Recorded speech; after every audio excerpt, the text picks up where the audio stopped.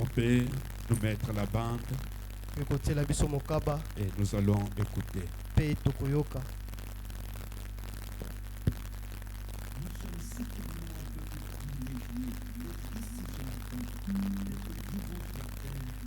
Nous sommes certainement un peuple privilégié d'être ici ce matin, d'être vivants sur la terre pour voir un autre grand temps de Pâques. Pâques nous apporte toujours quelque chose de tellement glorieux, de nouvelles espérances. Et comme c'est formidable. Et juste au moment où j'entrais dans la pièce, là-bas, ce matin, quelqu'un est venu me voir et m'a dit « Frère Branham, vous savez, le petit bébé ou le petit enfant ou quelqu'un pour qui on a prié à Chautauqua l'année dernière, qui était censé se faire enlever le cœur, en faire corriger des valves ou quelque chose comme ça. Il a dit, le bébé a été guéri et il est dans le bâtiment ce matin. En effet, il est assis ici ce matin. Alors, c'est très bien. Nous entendrons ce petit témoignage, peut-être juste avant de commencer l'autre service. Et nous sommes simplement un peuple heureux. Maintenant, je vais demander à Frère Neville s'il veut bien lire le passage de l'Écriture dans Matthieu ou dans Luc, l'un des deux, à propos de la résurrection, si vous ne l'avez pas déjà lu. L'as-tu lu, frère? Donc, pendant que nous nous préparons pour la prière, et maintenant, après ce service, il y aura le service de guérison. Une fois ce service terminé, vous irez prendre votre petit déjeuner. Puis, après cela, nous reviendrons de nouveau à 9h30 et nous commencerons un autre service. Après, il y aura le service de guérison et après, il y aura le service de baptême. Et quel beau moment pour le baptême! Oh là là, la résurrection. C'est pour ça que nous sommes baptisés, parce qu'il est ressuscité. Je me souviens qu'avant que nous ayons notre baptistère ici, j'avais l'habitude d'emmener les gens là-bas, à la rivière, tôt, par des matins frais et glaciaux, pour baptiser les gens là-bas, dans la rivière. Il y a quelque chose à ce sujet c'est un moment sacré. Pâques, c'est un grand moment. Je regardais frère Pat Tyler, assis ici. Je parlais justement à quelqu'un hier soir que lors de nos dernières réunions dans l'Oklahoma, j'essaye maintenant, et je vais l'annoncer, de mettre de côté, jusqu'à ce que Dieu m'appelle à le faire, mon ministère de discernement de longue date. Parce que je pense, le début, que le nouveau ministère est en train d'arriver. L'autre soir, personne n'en savait rien. Je l'ai testé sur un enfant qui s'avançait sur l'estrade. Il était né aveugle quand il était bébé. Et il était totalement aveugle. Un garçon d'environ 16 ans. Et immédiatement, il a poussé un cri. « Frère Branham, je le peux voir !» Et là, Pat qui se tenait tout près du garçon, quand ses yeux se sont ouverts pour la première fois de toute sa vie. Et alors, je crois que vous, ici, vous avez de grandes attentes, de même que moi, car je m'attends à quelque chose, à ce que Dieu fasse quelque chose pour nous et nous élève à un autre niveau que celui où nous étions. Courbons maintenant la tête pour prier. Notre bienveillant Père Céleste, alors que nous nous sommes rassemblés ici ce matin, dans la petite église au bord de la route, nous te sommes vraiment reconnaissants pour tout ce que cela signifie pour nous, et particulièrement en ce matin de Pâques. S'il n'y avait pas eu de Pâques, nous ne serions pas là où nous sommes aujourd'hui. C'est Pâques qui a scellé toutes les promesses de Dieu. Cela nous les a confirmées. Tout ce qu'il a jamais promis, tout cela est devenu une réalité à Pâques. L'un des plus grands jours de célébration que nous puissions avoir dans l'année. Et nous te demandons, Seigneur, aujourd'hui, de réconforter nos cœurs. Alors que nous sommes assis, nous attendons et nous sommes dans l'attente de voir le Saint-Esprit qui est venu après Pâques. Venir sur nos cœurs et nous réconforter et restaurer notre foi par de grandes mesures puissantes, afin que nous puissions mener la vie que Jésus nous a destinée à mener. Nous prions pour chaque individu sans exception, et en particulier pour ceux qui ne peuvent pas sortir et qui ne peuvent se rendre à aucun service aujourd'hui. Dieu, sois avec eux, et que ce Pâques-ci soit pour eux un vrai Pâques, qu'ils sortent de leur lit et qu'ils obtiennent une nouvelle santé qu'ils n'ont jamais connue auparavant. Accorde-le, Seigneur. Puisse chacun de tes prédicateurs, chacun de tes serviteurs, partout dans le monde aujourd'hui, qui célèbre ce grand jour commémoratif, puisse-t-il avoir l'onction, la force et la puissance pour apporter à leurs assemblées les brebis qui sont dans l'attente, la nourriture que Dieu a en réserve pour son peuple. Accorde-le, Seigneur. Nous attendons humblement notre portion, au nom du Seigneur Jésus-Christ. Amen. Je vais demander à Frère Neville de lire le passage des Écritures sur la résurrection.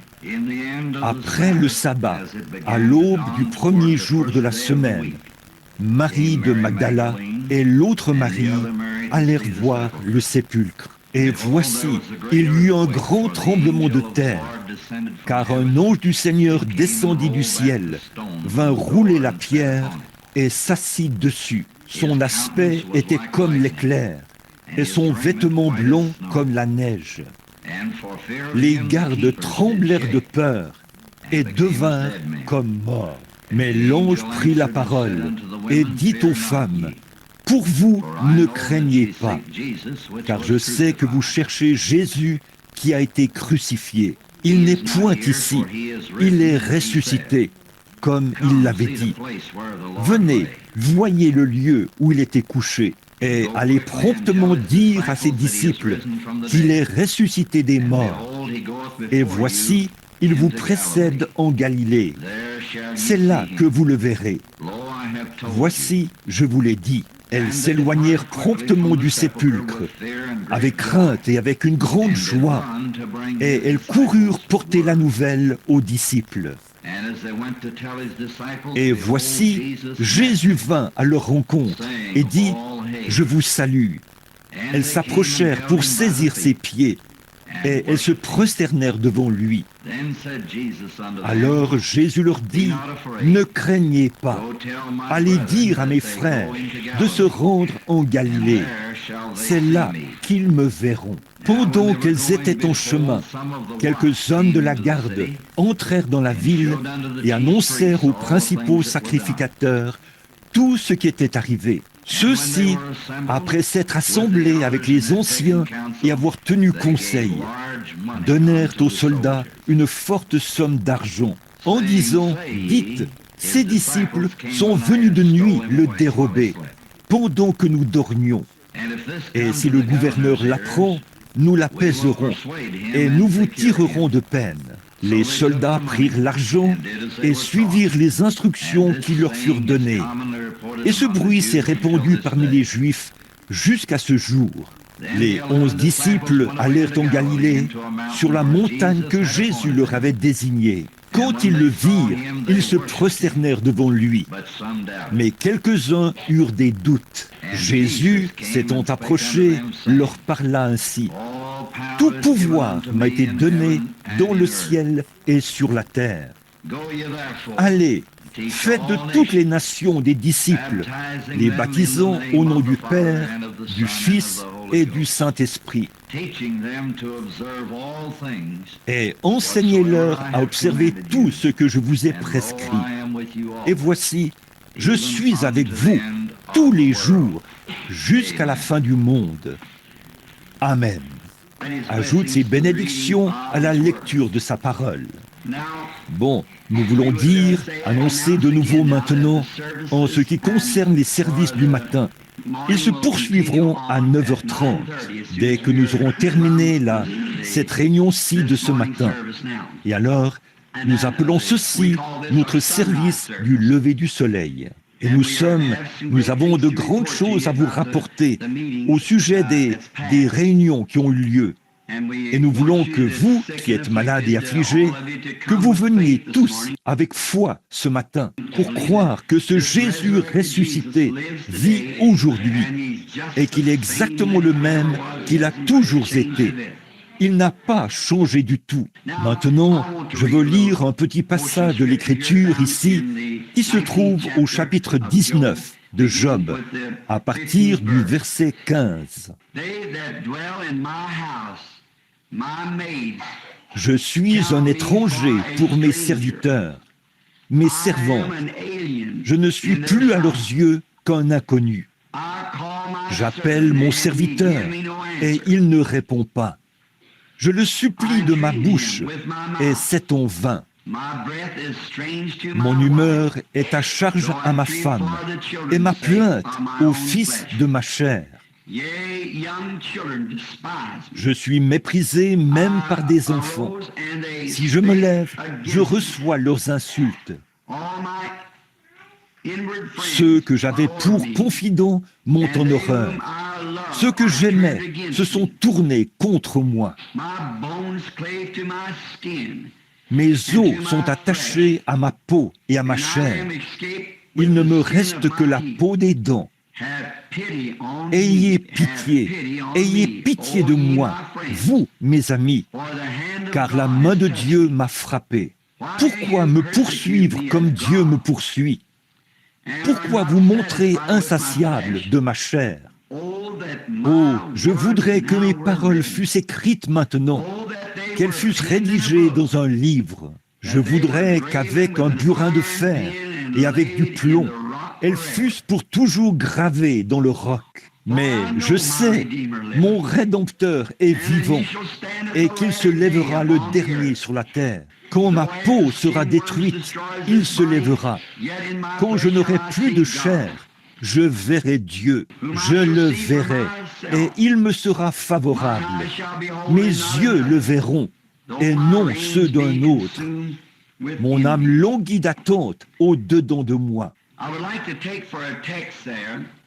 J'aimerais prendre ceci comme sujet, tiré de Job 19.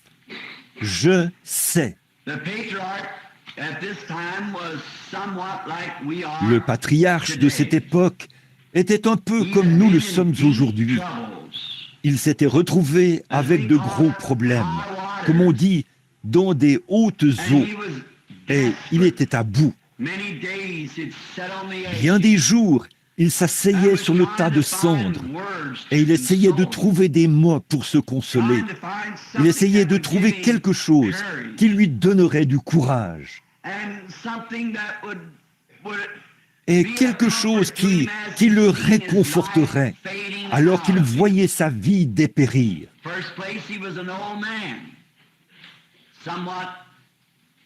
D'abord, c'était un vieillard d'environ 90 ans et il a été frappé par la main de Dieu. Or, nous savons que Dieu ne l'avait pas touché de sa main, mais que Dieu avait permis à Satan de le toucher. Dieu n'utilise que des intermédiaires pour faire les choses. Si Dieu veut qu'un mal soit fait, il laisse simplement Satan aller le faire. Et s'il veut que le bien soit fait, il a ses serviteurs qu'il laisse aller le faire. Et Satan avait touché Job dans un but, pour l'éprouver, parce que lui et Dieu avaient eu un débat. Et Dieu a dit à Satan, « J'ai un serviteur sur la terre, il n'y a personne comme lui. Tout ce que je lui dis, il le fait. C'est un homme parfait et un homme juste. » Et Satan a dit, « Si tu me le livres, je l'amènerai à te maudire en face. » Job ne savait pas que toutes ces choses se passaient et le patriarche a été plongé dans une profonde détresse. Pourtant, d'une manière ou d'une autre, quand tout lui avait été enlevé, il a quand même maintenu sa position en Christ. « Je sais que mon Rédempteur est vivant », a-t-il dit. Eh bien, nous en arrivons à ces situations-là. Cela nous arrive à tous. Et je crois qu'aujourd'hui, nous sommes réunis ici pour quelque chose de semblable, dans ce même but. Nous sommes tous sur le tas de cendres. Nous avons nos ennuis et nos hauts et nos bas et nos mauvais moments et nos maladies et nos chagrins et nos déceptions. Alors nous venons comme ceci un matin, ce matin de Pâques, pour trouver des paroles de réconfort, comme Job essayait d'en trouver auprès de ses amis. Aucun d'eux ne pouvait lui apporter la moindre consolation. À cause des problèmes qu'il avait, il l'accusait d'avoir péché en secret. Alors, au milieu de tous ces problèmes, Dieu est venu à son secours. Job s'interrogeait, car il savait que non seulement sa maladie et ses ulcères, les problèmes, les chagrins d'avoir perdu sa famille et toutes ses richesses, qu'à cause de toutes ces choses, il était sur le point de perdre la vie. Mais il était un vieillard, bien avancé en âge, et il savait qu'il allait descendre dans la tombe. Et sachant ceci, il croyait qu'il y avait quelqu'un qui l'avait amené sur la terre. Il n'aurait pas pu simplement venir ici par lui-même. Et il savait qu'il venait d'un père et d'une mère. Mais pourtant, ce père et cette mère devaient avoir eu quelqu'un qui les avait amenés ici. Et on en revenait toujours à l'originel. Qui a amené le premier être? Puis il s'est demandé ceci: c'est étrange que je sois ici, en train de me promener. J'ai une vie supérieure à celle de l'animal, une vie supérieure à celle de la vie végétale. Mais pourtant nous voyons qu'il a dit, si l'arbre meurt, il revivra. Et si une fleur meurt, elle revivra. Mais il a dit, l'homme se couche, il expire, et où est-il? Ses fils viennent le pleurer et l'honorer, et il l'ignore. Et il se demandait, qu'est-ce qui ferait en sorte que Dieu permette à une vie comme celle-là de revivre, comme celle des fleurs et des plantes, mais qu'un homme, lui, ne pourrait pas revivre. Tout cela le troublait. Et si nous voulons bien nous servir de cela pour tirer une conclusion ce matin, et c'est pour ça que nous sommes ici, nous avons entendu l'histoire de Pâques maintes et maintes fois, et nous l'avons lu et relu. Et aujourd'hui, dans vos émissions à la radio, vous entendrez différents ministres en parler. Mais j'ai pensé, pour mon petit groupe ce matin, que le Seigneur m'a donné, que je l'aborderais d'un point de vue différent, si je le pouvais, pour traiter de pourquoi ces problèmes nous arrivent-ils? Qu'est-ce qui fait que ces choses arrivent? Pourquoi un chrétien devrait-il être perplexe? Pourquoi tout ne se déroulerait-il pas parfaitement bien pour un chrétien? Mais ce n'est pas le cas, et nous le savons. Et il nous arrive parfois d'avoir plus de problèmes quand nous devenons chrétiens que quand nous étions pécheurs. Bien sûr, il est écrit, de nombreux malheurs atteignent le juste, mais de tous, Dieu le délivre. Dieu a promis qu'il y aurait de nombreux malheurs, des sentiments étranges, des choses étranges qui dépasseraient notre entendement. Mais ces choses arrivent toujours pour notre bien. Nous ne pouvons pas les comprendre, parce que si nous les comprenions, alors pour nous, il ne serait pas question de foi. Nous nous reposerions sur une compréhension.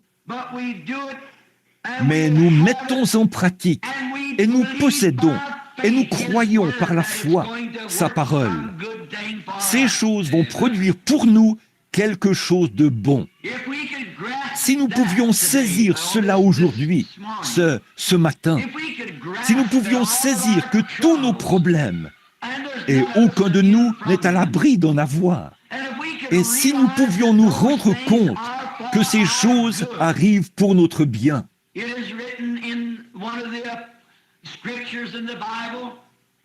Dans l'un des passages de l'écriture de la Bible, il est écrit que les épreuves que nous subissons nous sont plus précieuses que l'or, car c'est Dieu qui nous envoie ces épreuves. Après que nous sommes devenus sa propriété, après notre confession, notre baptême et notre promesse de marcher pour lui dans cette vie, alors toutes les épreuves qui nous arrivent ont pour but de nous perfectionner pour sa gloire. Elles ont pour but de nous amener à un point où Dieu pourra alors devenir plus réel pour nous qu'il ne l'était avant que l'épreuve arrive. Je veux me joindre à Job ce matin, dire que j'ai vécu assez longtemps pour savoir que c'est la vérité. J'ai constaté cela dans ma propre vie. Chaque fois qu'une situation grave survient, quelque chose que je ne peux ni contourner, ni fuir, ni surmonter, Dieu ferait un passage. Et au bout du compte, c'est glorieux. Je me demande bien comment sa grâce arrive à accomplir cela. Pourtant, il le fait. Et souvenez-vous, dans toutes ces choses, Satan essaie de nous rendre nerveux et de nous bouleverser pour nous amener à penser « Oh, pourquoi est-ce que ceci est arrivé? Pourquoi n'aurais-je pas pu être comme ceci ?» Il y a quelques jours, quand je suis sorti de l'endroit le plus beau et le plus magnifique que j'ai jamais vu de toute ma vie, c'était le grand édifice de notre frère, Oral Roberts. Quand j'ai vu ce marbre massif, et pas une fenêtre nulle part, mais comme c'était bien arrangé, j'ai été à Hollywood, et j'ai été dans des palais de rois, et j'ai été dans tous les endroits possibles, ou presque, partout dans le monde, et dans des demeures, et tous les endroits chics et charmants. Mais je n'ai jamais rien vu, aucun endroit comparable à cela, nulle part. Comment les petits fils d'aluminium sont tissés ensemble à l'intérieur. Et, oh, je n'ai jamais rien vu d'aussi magnifique de toute ma vie. Quand j'ai marché dans ce bâtiment, j'ai passé mes mains sur ces pilastres et le merveilleux granit. Le tout représentait la forme de la Trinité, du Père, du Fils et du Saint-Esprit. C'était gravé sur cela. Toutes ces choses. Je venais de rentrer de chez frère Tommy Osborne et j'avais vu sa grande œuvre puissante pour le Seigneur. Je me suis tenu à l'extérieur. J'ai regardé cet édifice et j'ai pensé, oh Dieu, sûrement que je suis devenu un hypocrite, sûrement que je suis devenu un paria à un moment donné, car les ministères de ces hommes découlent du mien. Et j'ai pensé, quoi? Peut-être que je suis si peu digne de confiance, Seigneur, que tu ne pouvais pas me confier quelque chose comme ça. Même le peu d'argent que tu m'as donné pour payer les compagnes et tout. Maintenant, ils essayent de m'envoyer au pénitencier pour ça. Et pourquoi suis-je un tel hypocrite? Ou pourquoi suis-je si peu digne de confiance? J'étais sur le tas de cendres, comme Job autrefois. Quand je me tenais là, dehors, j'avais peine à retrouver mon souffle devant tant de majesté. Qu'un pauvre garçon né dans une bicoque, un pentecôtiste, puisse accomplir tant de choses, au point d'en arriver à voir ce grand édifice gigantesque. Et j'ai pensé, ô Dieu, peut-être que je ne suis pas digne. Juste à ce moment-là, une petite voix est descendue de ces corridors et a dit, mais je suis ta portion. Alors j'ai pensé, ô Seigneur Dieu, oh, alors que ça reste comme ça, Seigneur. Parce que je n'aurai pas l'intelligence de diriger une grande œuvre comme celle-là pour toi. Et je suis un illettré. Mais tant que tu es ma portion, je suis à toi et tu me conduiras. Je ne pourrai pas me conduire moi-même. Mais, ô Seigneur, conduis-moi. Ce sont ces heures cruciales qui nous amènent sur ces sables sacrés. C'était dans la Bible. Et souvenez-vous, peu importe combien la détresse est grande, Satan ne peut pas vous enlever la vie tant que Dieu n'en a pas fini avec vous. Rien ne peut vous arriver à moins que Dieu ne le permette. Aucun mal ne peut survenir à moins que Dieu le permette. Et c'est pour votre bien qu'il œuvre ainsi. Réfléchissons à ça. Là, quand le déluge est venu détruire le monde, il ne pouvait pas détruire Noé. Noé ne pouvait pas être détruit parce que Dieu lui réservait une œuvre à accomplir. Un jour, là-bas, dans une grande nation, réduite à l'esclavage, il y avait des enfants hébreux que nous connaissons sous le nom de Shadrach, Meshach et Abednego. Et le moment était venu où ils devaient prendre une décision, où quelque chose devait être fait. Ils avaient leur foi était mise à l'épreuve. Et quand votre foi est mise à l'épreuve, alors ne faillissez pas. Tenez-vous-en strictement à ce que vous croyez. Et quand leur foi a été mise à l'épreuve, et ils sont arrivés à une heure cruciale. Non seulement sont-ils allés sur un tas de cendres, mais ils sont entrés dans une fournaise ardente. Cependant, Satan ne pouvait pas les détruire, car le dessein de Dieu n'était pas encore accompli. Ils pouvaient y entrer avec cette espérance. Je sais que mon Rédempteur est vivant. Ils pouvaient y entrer avec cette espérance-ci. Nous avons l'assurance que Dieu peut nous délivrer de cette fournaise ardente.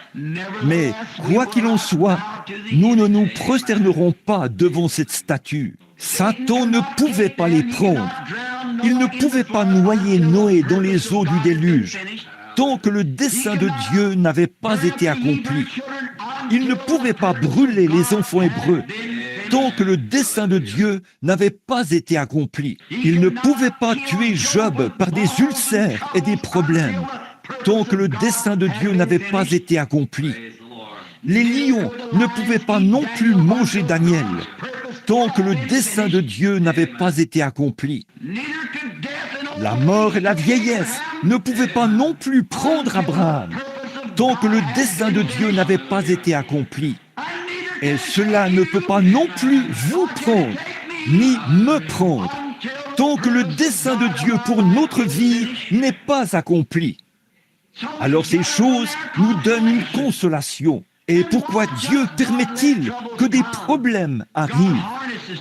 Dieu harnache les problèmes, leur place un mort dans la bouche et les oblige à lui obéir. Et ces problèmes nous amènent à une communion plus étroite avec Dieu. Il n'y avait pas eu d'arc-en-ciel avant le déluge.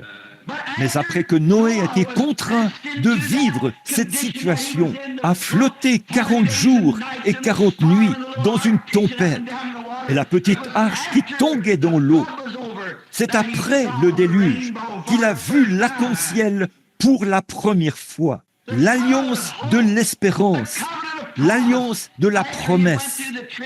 Après avoir traversé la tribulation, alors il a vu la promesse. C'est comme ça que vous voyez la promesse, après avoir traversé la tribulation. J'aime ce poème, ou ce psaume. Dois-je être transporté à ma demeure céleste, sur un lit de roses, alors que d'autres ont combattu pour remporter le prix et naviguer à travers des mers de sang? Nous demandons le réconfort et la paix. Dieu nous donne les meilleures choses qu'il peut nous donner, des épreuves et des tribulations. C'est mieux que le réconfort et la paix. Notre réconfort se trouve juste au-delà du fleuve. Ce n'est que lorsque les enfants hébreux ont été forcés d'entrer dans la fournaise ardente, l'une de leurs plus rudes épreuves, qu'ils ont vu que quelqu'un qui était semblable au Fils de Dieu était là, parmi eux.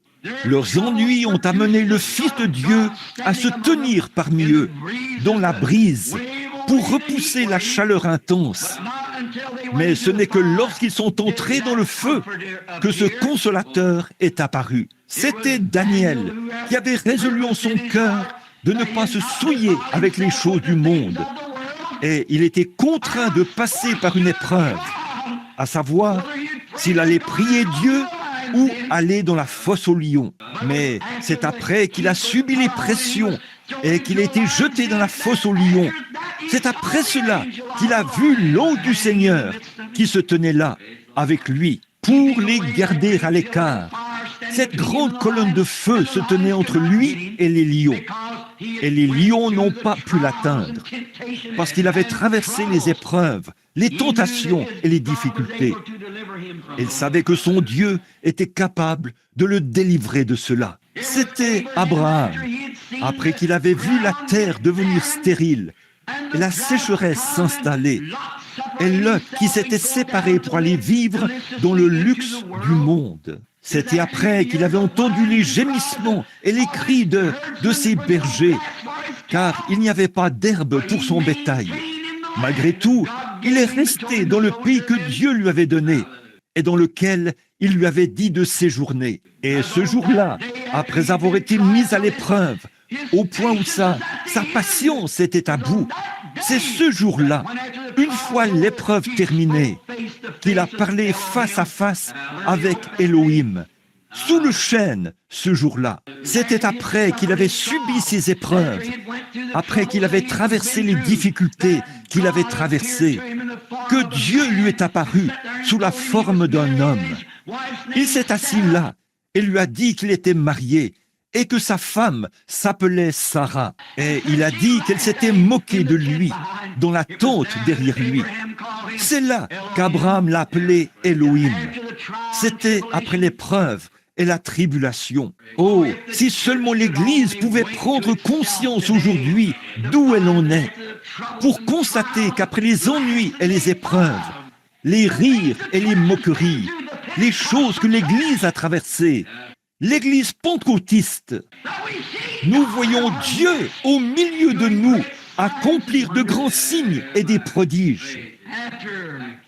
Après les peines et les ennuis du jour, après que tout sera passé, alors nous verrons enfin Jésus. Il m'attendra. Jésus, si beau et fidèle, sur son beau trône, il nous accueillera à la maison. Une fois le jour terminé, pendant qu'il fait jour, travaillons. Tous ces grands hommes, ça prendrait une grande partie de notre réunion du matin si nous les mentionnions tous. Ils sont passés par des épreuves et ils ont vu Dieu. Ils sont passés par des épreuves et ils ont vu des anges. Ils sont passés par des épreuves et des révélations et vu des signes et des prodiges et des choses. Mais, oh, aucun d'eux n'a vu ce que Job a vu. Tous ces hommes, après avoir vu des anges et vu Dieu et toutes ces choses, ils n'ont jamais rien vu qui puisse leur donner l'espoir qu'il y a quelque chose au-delà de la tombe. Mais Job a vu la résurrection. Il a vu Pâques. Il a vu la chose qui réconforte chaque cœur. Et quand il l'a vu, oh, je voudrais que mes paroles soient écrites dans un livre.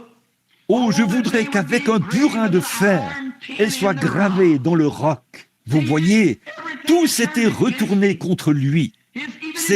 Même ses serviteurs ne voulaient pas lui parler. Sa femme était une inconnue. Il était là, sur le tas de cendres. C'était une grande épreuve. Et les gens de l'Église sont allés le voir. Et lui ont tourné le dos pendant 7 jours.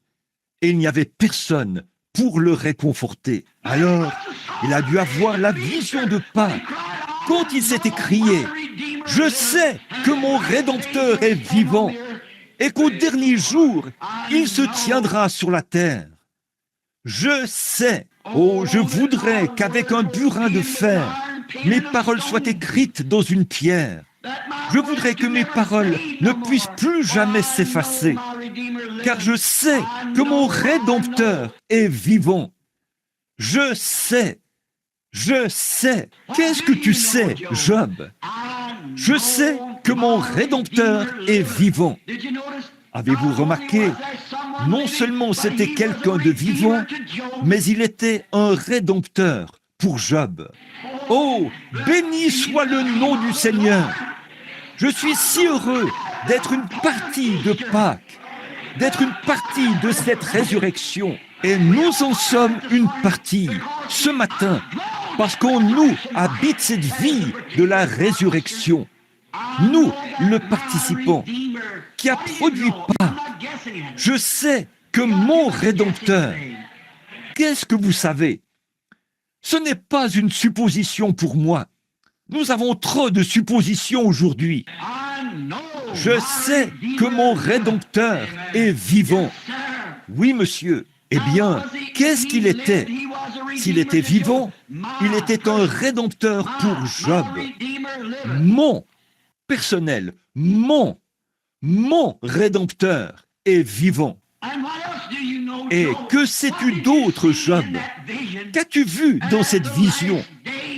Et au dernier jour, il se tiendra sur la terre. Quand les vers de ma peau détruiraient ce corps, de ma chair, je verrai Dieu. Moi-même, je le verrai. Je sais que mon Rédempteur est vivant et qu'il se tiendra au dernier jour sur la terre. Quand mes reins se seront consumés dans mon sein, quand les vers de ma peau détruiraient ce corps, de ma chair, je verrai Dieu. C'était là la plus grande vision. Daniel a vu un ange. Les enfants hébreux ont vu le Fils de Dieu. Noé a vu l'arc-en-ciel. Abraham a vu Dieu face à face. Mais Job a vu la résurrection. Job a regardé en avant. Tous les patriarches et les grands saints de la Bible attendaient ce jour-là avec impatience, avec l'assurance, par leur vision, par leur révélation, qu'il viendrait un temps où il y aurait une résurrection. Maintenant, nous voyons de grandes œuvres s'accomplir. Nous voyons de grandes puissances de Dieu. Nous voyons de grandes choses qu'il pourrait faire. On ne peut pas regarder le soleil sans savoir que c'est la puissance de Dieu qui fait tourner le monde autour du soleil. On ne peut pas voir l'arrivée du printemps sans savoir qu'il y a un Dieu. On peut voir la guérison des yeux des aveugles, des oreilles sourdes, et savoir que c'est Dieu. Mais qu'en est-il si c'était tout ce qu'il y avait et qu'après notre mort, nous n'existions plus? Mais la résurrection, Pâques, oh, voilà ce qui a scellé tout ce que Dieu avait promis. C'était la résurrection. Et il faut qu'il y ait une crucifixion avant qu'on puisse avoir une résurrection. Et avant que l'Église puisse voir une puissance ressuscitée, avant que je puisse moi-même voir un nouveau ministère se mettre en action, avant que vous puissiez entrer dans une nouvelle communion avec Dieu, il faut qu'il y ait une crucifixion de soi-même pour qu'il y ait une résurrection. Nous devons mourir à nos propres pensées, mourir à nos propres voix, mourir à tout ce qui nous entoure, passer par les épreuves et les tribulations, afin que nous puissions voir une nouvelle résurrection, une nouvelle vie. Avant qu'un pécheur puisse devenir chrétien, il doit y avoir une mort, puis une résurrection. Avant qu'Abraham puisse voir Elohim, il a fallu qu'il y ait 25 ans d'épreuve. Avant que les enfants hébreux puissent voir le Fils de Dieu, ils ont dû entrer dans une fournaise ardente. Avant que Daniel puisse voir un ange, il a dû aller dans la fosse aux lions. Avant que Job puisse voir la résurrection, il a dû traverser cela et perdre tout ce qu'il avait. Mais ensuite, par une vision, il a vu. Et si Job, par une vision, pouvait s'appuyer si fermement sur une promesse, à combien plus forte raison devrions-nous le faire après que Christ ait ressuscité des morts et qu'il est devenu les prémices de ceux qui dormaient et qu'il a fait revenir le Saint-Esprit sur nous comme sceau de la promesse, afin que nous aussi nous vivions. Car je vis, vous vivez aussi. Nous voyons sa glorieuse présence au milieu de nous, à l'œuvre, accomplissant les mêmes signes et prodiges qu'il a accomplis sur la terre. ce qui nous donne l'espérance. Et nous arrivons à la résurrection. Et là, nous restons sur notre tas de cendres. Relevons-nous du tas de cendres aujourd'hui avec une nouvelle vision, avec une nouvelle puissance, avec une nouvelle détermination, afin que nous voyions Dieu dans sa puissance. Nous voyons venir la résurrection des choses. Nous sommes à l'heure de la mort. Nous sommes là, aux portes de la mort. Les nations sont aux portes de la mort. La Russie a maintenant découvert une nouvelle arme. Comme vous l'avez tous entendu à la radio et tout. Ils n'ont pas besoin de venir ici et de faire exploser le pays avec une bombe. Ils peuvent simplement introduire un petit quelque chose ici. Confier cela à leurs espions pour lancer un petit truc dans n'importe quel pays. Et tout le monde sera paralysé pendant 24 heures. Ils viendront alors, et quand vous vous réveillerez, il y aura un Russe en train de vous donner des coups de pied dans le côté. Un grand garde russe en train de prendre votre maison, de violer votre femme, de jeter vos enfants dans la rue et de prendre votre maison. Ils peuvent le faire. Ils ne perdraient rien. Ils l'ont. Personne ne sait ce que c'est. Vous voyez, tout sert à nous amener là. Maintenant, ils peuvent utiliser ça et ne pas en avoir peur, parce que personne d'autre n'a cette chose. Nous ne savons pas comment ça viendra, ce qui va arriver, mais nous savons une chose. Nous sommes sur le tas de cendres. La nation est sur le tas de cendres.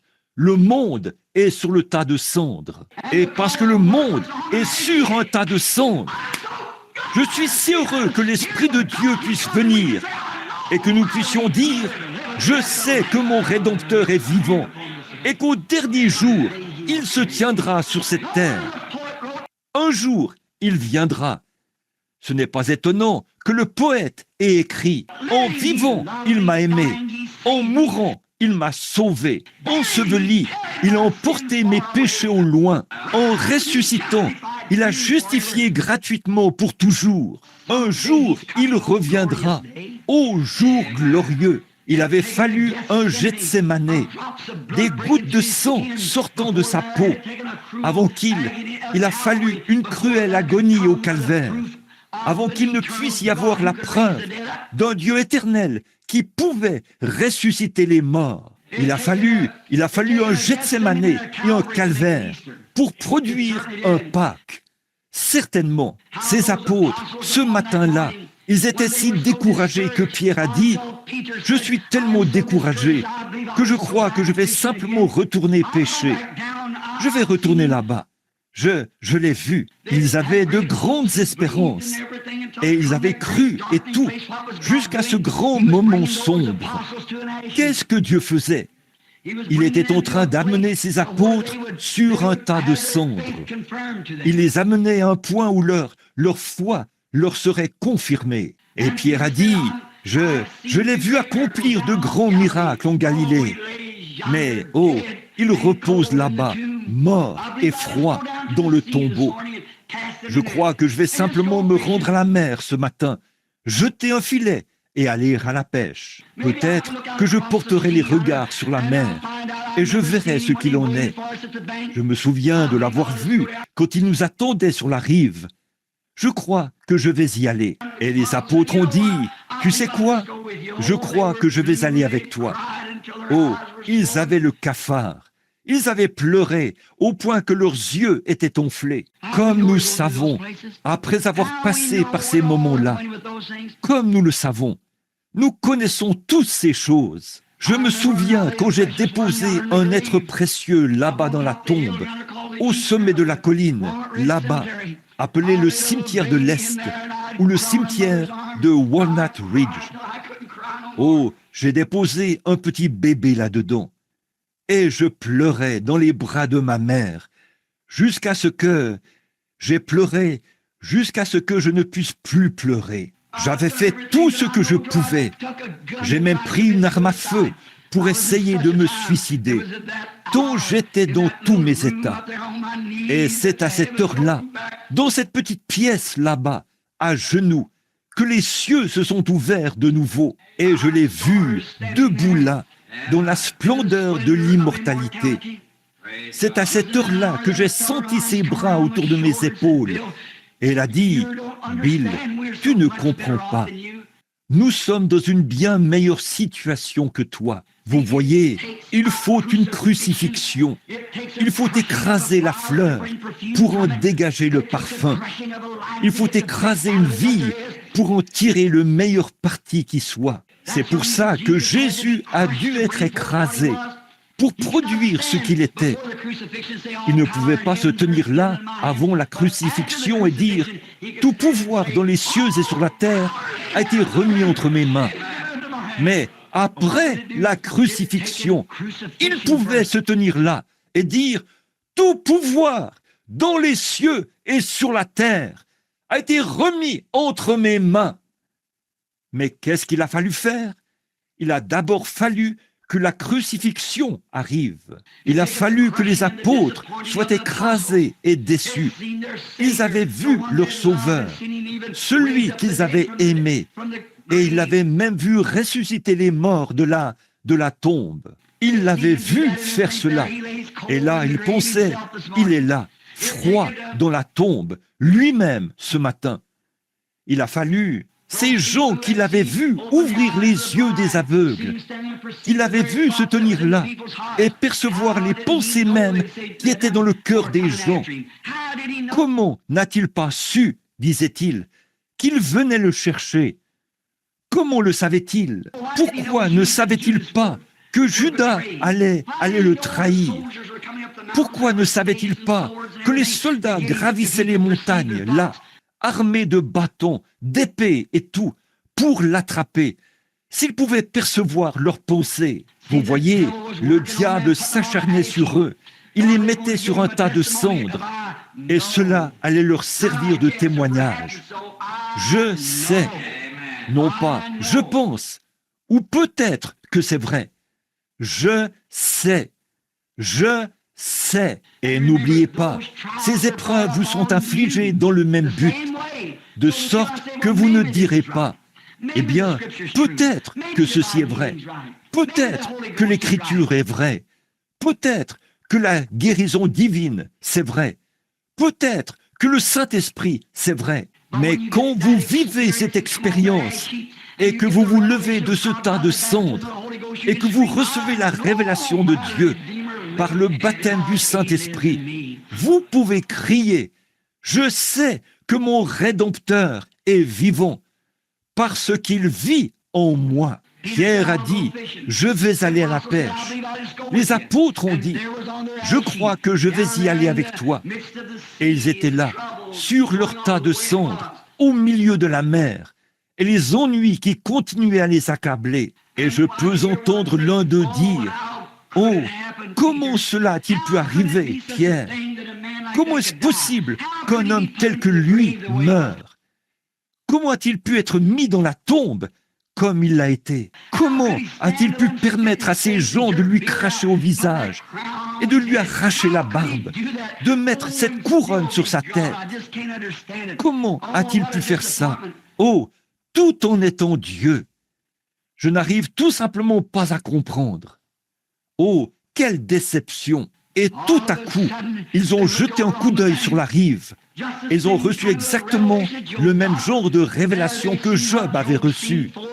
Car c'est là qu'ils ont vu ce que Job avait vu 4000 ans auparavant. Le Rédempteur se tenait là, vivant, frais et dispo, debout sur la rive.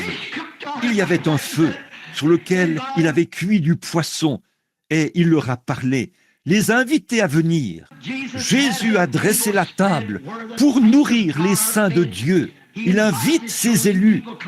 Viens au repas. De sa manne, il nous nourrit, subvient à tous nos besoins. Oh, qu'il est bon de souper avec Jésus-Christ tout le temps. Comme nous pouvons penser à cela, qu'il a fallu que ces grandes choses arrivent. Comment l'apôtre Paul, ce grand apôtre qui a traversé son temps de détresse, quand il était témoin de la mort d'Étienne et qu'il l'a vu lever son petit visage vers le ciel, pendant que les pierres le frappaient au visage, Et il a levé les yeux et a dit, je vois les cieux ouverts. Je vois Jésus debout à la droite de Dieu. Il a dit, Seigneur, ne leur impute pas ce péché. Et Paul, qui tenait les tuniques, cela l'avait placé pendant des semaines et des semaines sur le tas de cendres. Il marchait de long en large, si bien que son esprit était troublé, au point où il était en route vers Damas, pour s'efforcer de s'en sortir, comme un homme qui va vers une bouteille de whisky pour essayer de noyer son chagrin. Il était en train de vivre cela, quand une voix du ciel s'est fait entendre. Une grande lumière éclatante a dit, « Saul, Saul, pourquoi me persécutes-tu » Il l'a vu, il l'a reconnu. Il a reconnu qu'il était le Jésus ressuscité, celui dont il avait été témoin de sa mort. Il était ressuscité. Oh, je peux me souvenir de ma propre vie en route vers la destruction, quand j'ai entendu une douce voix. Je suis Jésus. Autrefois j'étais mort, mais je suis vivant au siècle des siècles. Car je vis, tu peux vivre aussi. Depuis ce moment-là, j'ai mis ma main dans la sienne et je lui fais confiance dans les endroits sombres. Quand il y a des moments où je ne peux plus voir dans quelle direction je vais, je continue à lui faire confiance. Chaque croyant chrétien est contraint de passer par ces épreuves. Chaque croyant chrétien doit être mis sur le tas de cendres pour qu'il puisse en sortir avec une expérience. Je sais que mon Rédempteur est vivant. Nous ne sommes pas venus ici ce matin rien que pour nous asseoir et discuter de quelque chose d'historique qui est tout à fait vrai. Mais nous sommes venus ici avec un témoignage ce matin. Je sais que Jésus-Christ est le Fils de Dieu. Je le sais sans l'ombre d'un doute. Je sais qu'il est ressuscité des morts et qu'il vit en moi aujourd'hui. Il est à moi et je suis à lui. Je suis cohéritier avec lui dans le royaume de Dieu. Pâques apporte une grande chose, une résurrection, une nouvelle espérance. L'avez-vous ce matin? Est-ce dans votre cœur? Savez-vous que votre Rédempteur est vivant et qu'il fait concourir toutes choses? Vous dites, frère Branham, je suis assis ici, j'attends la ligne de prière. Dieu fait concourir cela au bien, exactement. Pourquoi ce précieux petit garçon, l'autre jour, a-t-il été frappé de cécité à sa naissance? Afin que Dieu puisse recevoir la gloire et causer tout un remue-ménage dans une ville. Bien sûr, Dieu sait ce qu'il fait. Dieu le sait, et il nous met sur le tas de cendres afin de nous montrer sa gloire. Alors, ce matin, je dis ceci, mon ami, après 31 ans de ministère, après 31 ans de labeur sur le champ de mission, je veux rendre témoignage de ceci. J'ai eu des déceptions. J'ai vu les fois où j'ai demandé des choses, et j'ai pleuré pour avoir des choses, et j'ai supplié pour avoir des choses, et je n'ai pas réussi à les obtenir. Mais si je m'attends patiemment à Dieu, alors je sais que tout concourt exactement comme il faut. Tout finira exactement comme il faut, car il fait exactement ce qui est juste.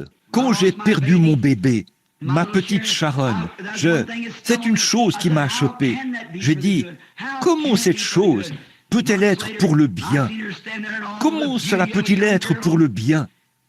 Et des mois plus tard, quand je l'ai vue debout là, dans toute la beauté d'une jeune fille, pendant qu'elle me parlait, debout à côté de ce vieux chariot brisé là, je savais que si elle avait vécu, elle aurait peut-être mal tourné. Dieu a dû la prendre alors qu'elle était tendre et douce. Je sais que je la reverrai. Je sais que je la verrai. Je le sais sans l'ombre d'un doute. Je pense à ma femme de 22 ans qui était reprise alors qu'elle n'était qu'une jeune fille, une jeune maman. Quand on pouvait lire dans la manchette des journaux, une jeune mère, le révérend, est décédé. Oh, comme mon cœur a saigné! Je ne savais pas quoi faire, mais aujourd'hui, je sais que tout concourait à mon bien. Je sais que la vie devait être broyée et tordue et écrasée pour en faire sortir ce qu'il y avait à l'intérieur. Il y avait trop de Branham là-dedans. Il fallait qu'on l'écrase pour faire sortir cela avant que Dieu puisse se faire connaître. Il y avait trop de vous en vous, au point que Dieu a dû l'écraser par des épreuves. Et pendant que cet écrasement se produit, c'est difficile. Mais au bout d'un moment, le ciel se dégage. Alors vous voyez le dessein de Dieu. Puis vous criez, « Je sais que mon Rédempteur est vivant et qu'au dernier jour, il se tiendra sur la terre. Quand les vers de ma peau détruiraient ce corps, de ma chair, je verrai Dieu. » Ces petites épreuves et ces choses ne durent qu'un moment, puis elles s'estompent et disparaissent. Mais elles ne sont que pour votre bien. Souvenons-nous-en, afin que Dieu en reçoive la gloire. Pouvons-nous courber la tête un instant? Je voudrais demander, avant la prière, y a-t-il quelqu'un ici qui aimerait qu'on se souvienne de lui dans un mot de prière, avant que nous terminions? Que Dieu vous bénisse. Combien ici dirait, je veux que Dieu, à l'heure de mon épreuve maintenant, me donne une nouvelle expérience pour que je puisse en sortir renouvelé? Levez la main pour dire, je veux que ceci soit une résurrection pour moi, un Pâques, pour me ressusciter avec de nouvelles espérances et de nouvelles puissances, une nouvelle santé et une nouvelle joie. Que le Seigneur vous bénisse. Mes chers amis, ô notre Dieu et notre Sauveur, nous te sommes si reconnaissants pour ce Pâques, pour ce qu'il représente pour nos cœurs. Et par la foi, là-bas, d'un bout à l'autre du pays, nous pouvons voir la venue du Seigneur Jésus. Alors qu'il se prépare maintenant, mettant ses vêtements royaux, et l'Église est en train de mettre, l'époux met sa robe de mariée. Il y aura bientôt une grande réunion. Ce tas de cendres ne peut pas subsister éternellement. Quand on entend les gens rire, se moquer de nous et nous traiter de ce nom scandaleux d'exalté, et se moquer de nous et dire que nous n'avons même pas toute notre tête. Oh, ça ne peut pas durer continuellement, Seigneur, mais fais que nous soyons comme Job, que nous maintenions notre témoignage. Fais que nous soyons comme Daniel dans la fosse aux lions, ou les enfants hébreux dans la fournaise ardente, ou Abraham pendant son voyage ici-bas. Aide-nous, ô Seigneur, à rester fidèles jusqu'à ce que nous voyions cette grande chose se produire, quand la trompette retentira et que les morts en Christ ressusciteront. Nous les vivants qui serons restés, nous serons changés en un instant, en un clin d'œil. Et alors viendra ce Pâques pour nous, dont Christ a joui il y a environ 1900 ans ce matin. Et il a dit, « Car je vis, vous vivez aussi. » Ce Jésus qui a été enlevé du milieu de nous reviendra de la même manière qu'il est parti. Nous le verrons, même chaque cicatrice sur sa main et chaque marque d'épine sur sa tête. Nous le verrons. Oh, je saurai que c'est bien lui. Je saurai que c'est bien lui. Et à son côté, je me tiendrai racheté. Oui, Seigneur, mon pauvre cœur, alors que mon corps affaibli commence à fléchir sous ce fardeau, les soucis et les peines des champs de la moisson, des champs de mission, et les hauts et les bas, et l'indifférence entre les ministres arrogants, et ainsi de suite, d'un bout à l'autre du pays, et les gens qui méprisent, et les puissances du mal. Mais, ô Seigneur, un jour, nous descendrons comme Élie au fleuve.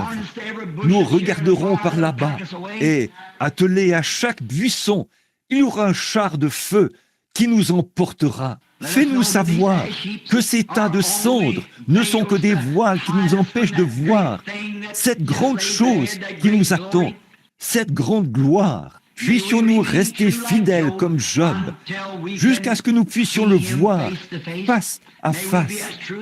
Puissions-nous être aussi fidèles que notre Seigneur l'a été, notre exemple, afin d'aller au calvaire, être prêt à être crucifié et être crucifié avec lui, pour qu'il y ait une résurrection dans notre vie.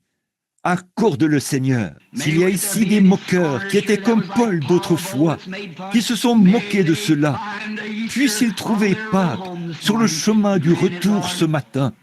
Accorde-le, Seigneur. Nous prions, Seigneur, que ceux qui sont sur le tas de cendres de la destruction, sur le tas de cendres de la maladie, que ceci sera l'heure où ils seront délivrés. Hier soir, je parlais à cette petite femme près de la roulotte et à son mari là-bas, à Phoenix. Ils étaient dans un état grave, avec ces gros cancers dont ils souffraient. Et maintenant, aujourd'hui, ils sont en parfaite santé et bien portants.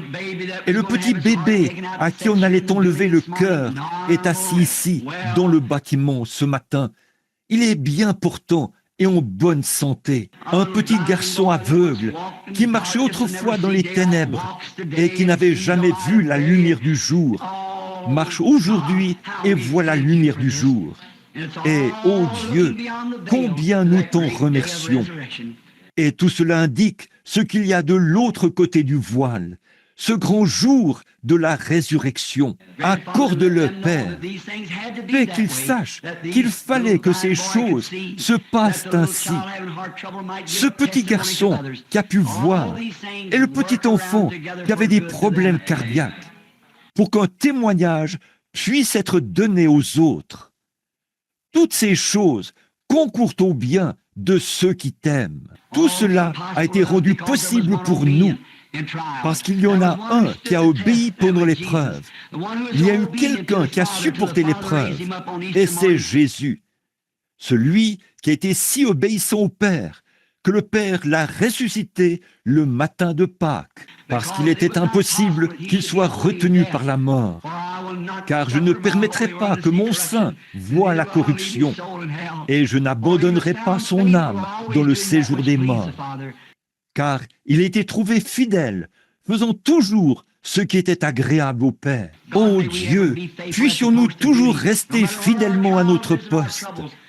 Peu importe nos épreuves et nos ennuis, quoi que ce soit, puissions-nous toujours dire « Je sais que toute chose concourt au bien de ceux qui aiment Dieu. » Accorde-le, Père. Nous bénissons ces gens ce matin avec tes bénédictions. Ils sont arrivés de bonne heure, de différents lieux. Ils sont venus au tabernacle.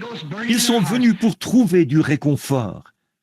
Puissent-ils rentrer chez eux ce matin avec la puissance du Saint-Esprit qui brûle dans leur cœur. Marchons sur la route comme ceux qui revenaient d'Emmaüs en disant « Notre cœur ne brûlait-il pas au-dedans de nous lorsqu'il nous parlait en chemin ?» Accorde-le, Père. Je te les confie maintenant au nom du Seigneur Jésus-Christ. Amen. Très bien, frère Neville. Et maintenant, n'oubliez pas les services. Nous n'aurons pas de quart de prière ce matin, parce que si nous avons des quarts de prière, tant et aussi longtemps que j'amènerai les gens à se tenir ici comme ça, je continuerai de m'appuyer sur ce don. Il faut que j'en arrive au point où je laisse ça de côté, au point où je puisse m'avancer ici et pouvoir... J'ai peur. Il me semble avoir peur. Et j'ai peur de faire une erreur. Perdre une bataille, ce n'est pas perdre une guerre. Patton a perdu plusieurs batailles, mais il n'a jamais perdu une guerre. C'est vrai. Et nous aussi, nous perdrons beaucoup de batailles, mais nous ne perdrons pas la guerre. Je ferai beaucoup d'erreurs, mais je ne perdrai pas la cause. Dieu l'a donnée, et Dieu prendra soin d'elle. C'est l'onction. Et maintenant, c'est le temps. Je crois que c'est l'heure. Et je commence, puisque c'est Pâques aujourd'hui. Je vais continuer comme je le faisais, prier pour les malades. Et si je peux, c'est l'onction. C'est quelque chose qui doit se produire en moi. Je n'y suis pas vraiment habitué. Ça vient d'une manière telle que je n'arrive peut-être pas à le détecter correctement. Mais je dois continuer jusqu'à ce que je le sache bien, chaque fois. Alors aujourd'hui sera le jour où j'essayerai, par la grâce de Dieu. Que le Seigneur vous bénisse maintenant, frère Neville. Et les services commenceront à 9h30. Frère Neville.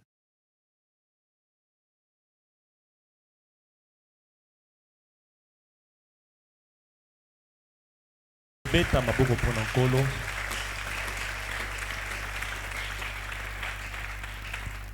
Ça a été si clair.